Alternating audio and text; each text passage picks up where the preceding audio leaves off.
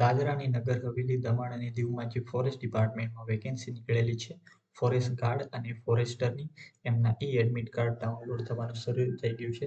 આજે આપણે આ વિડીયોમાં જાણીશું કે જે લોકોએ પોતાની એડમિટ કાર્ડ ડાઉનલોડ કરી છે એવા ઉમેદવાર માટે જરૂરી સૂચનાઓ શું શું છે, પરીક્ષા કેન્દ્ર પર કેવી રીતે પહોંચવું છે, અને લાસ્ટમાં આપણે જોઈશું કે જે લોકેશન પર પરીક્ષા લેવામાં છે એમના આપણે ફોટો જોઈશું, જેથી આપણને એ લોકેશનનો ખ્યાલ આવે.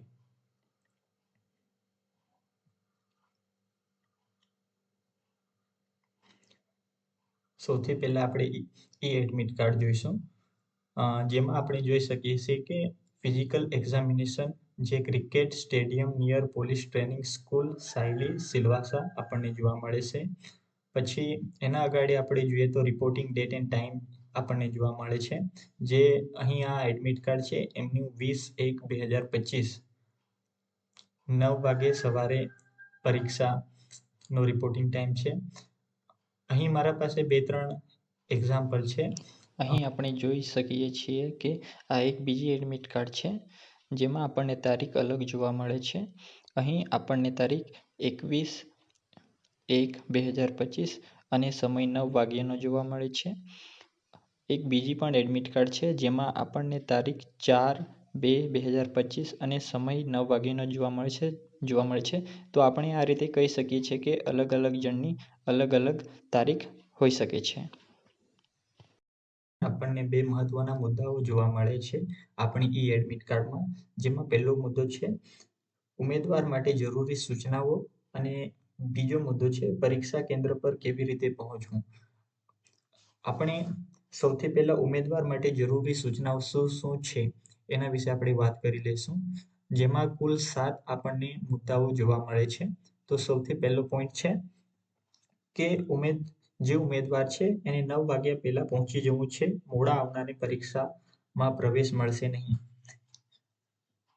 જે ઉમેદવાર ની જે રિપોર્ટિંગ ડેટ અને ટાઈમ છે એમને 9 પહેલા પરીક્ષા કેન્દ્ર પર પહોંચી જવું. અગર જે ઉમેદવાર લેટ જશે એમને પરીક્ષા કેન્દ્રમાં પ્રવેશ મળશે નહીં.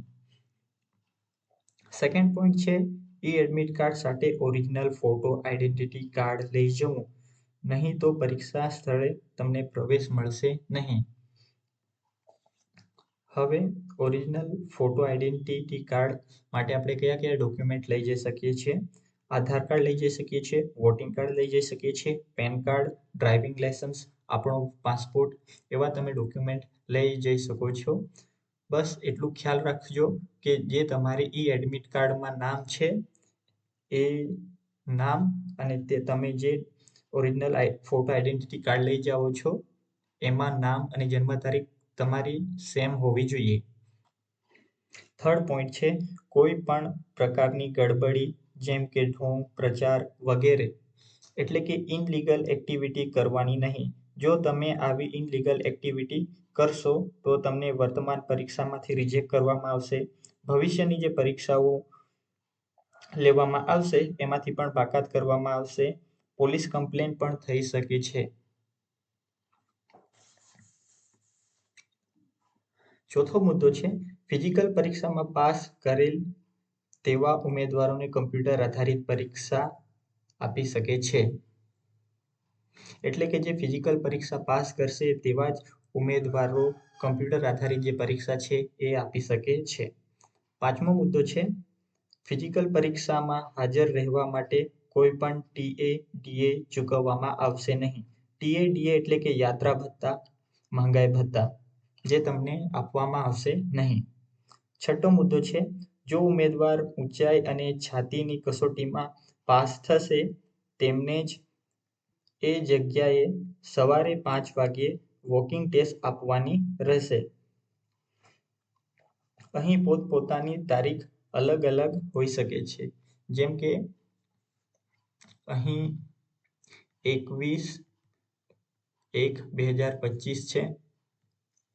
અહીં બીજા કેન્ડિડેટની તારીખ છે 22/1/2025. ત્રીજા કેન્ડિડેટની તારીખ છે 5/2025. તો પોતપોતાની તારીખ અલગ અલગ હોઈ શકે છે. સમય સવારે 5 વાગ્યાનો જ રહેશે. છેલ્લો પોઈન્ટ છે, જે ઉમેદવાર એ બંને જિલ્લામાં વન રક્ષક એટલે કે ફોરેસ્ટની પોસ્ટ માટે અરજી કરી છે તેવા ઉમેદવારોને બંને જિલ્લામાં માત્ર એક જ ફિઝિકલ પરીક્ષા લેવામાં આવશે અને જે ઉમેદવાર ફિઝિકલ પરીક્ષામાં પાસ થશે તેવા ઉમેદવારોને બંને જિલ્લા માટે યોગ્ય ગણવામાં આવશે. ઉમેદવાર માટે જરૂરી સૂચના જાણી લીધા પછી આપણે જાણીએ કે પરીક્ષા કેન્દ્ર પર કેવી રીતે પહોંચવું. અહીં પરીક્ષા કેન્દ્ર માટે કઈ રીતે પહોંચવું એના માટે 7 અલગ અલગ મુદ્દાઓ આપેલો છે.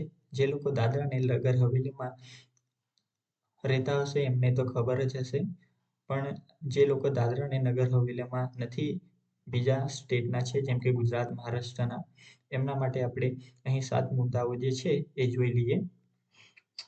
સિલવાસ વાપી ગુજરાતથી નેશનલ હાઈવે નંબર 8 પર મુંબઈ અને અમદાવાદની વચ્ચે આવેલું છે. સેકન્ડ છે, નજીકનું રેલવે સ્ટેશન વાપી ગુજરાત છે જે 22 કિલોમીટર દૂર છે. થર્ડ પોઈન્ટ છે, વાપી રેલવે સ્ટેશનથી રિક્ષા, ટેક્સી, બસ તમને મળી રહેશે. ચોથો પોઈન્ટ છે, સિલવાસા ટાઉનથી લગભગ 7 કિમી જેટલું દૂર છે. પાંચમું છે, મુંબઈ સિલવાસથી લગભગ 180 કિલોમીટર દૂર છે.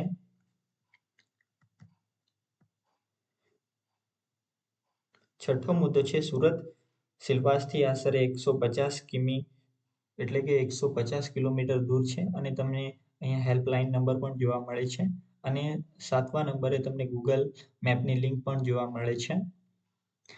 હવે આપણે વિડીયોના લાસ્ટમાં જોઈએ કે પરીક્ષા કેન્દ્ર ગૂગલ મેપ પર ક્યાં છે અને એમના આપણે ફોટા પણ આપણે જોઈ લઈશું. અહીં ક્રિકેટ સ્ટેડિયમ સાયલી આપણને જોવા મળે છે. એના જ બાજુમાં પોલીસ ટ્રેનિંગ સ્કૂલ તે પણ જોવા મળે છે. નીચે નમો મેડિકલ કોલેજ પણ આપણને જોવા મળે છે. એમના બાજુમાં આપણને SSR કોલેજ એ પણ જોવા મળે છે. હવે આપણે થોડાક ફોટાઓ જોઈ લઈએ જેથી આપણને ખ્યાલ આવે એ લોકેશનનું.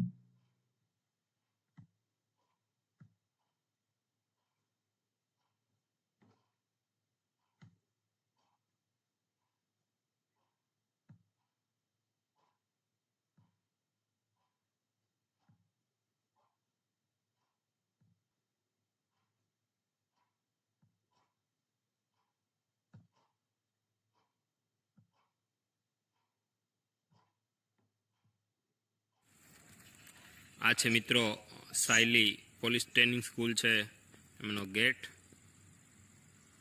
જોયા બાદ એમની જમણી સાઈડ આવશે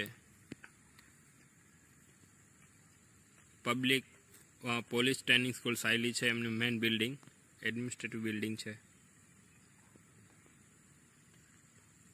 આ તમે જે જોઈ રહ્યા છો એ ગ્રાઉન્ડ છે.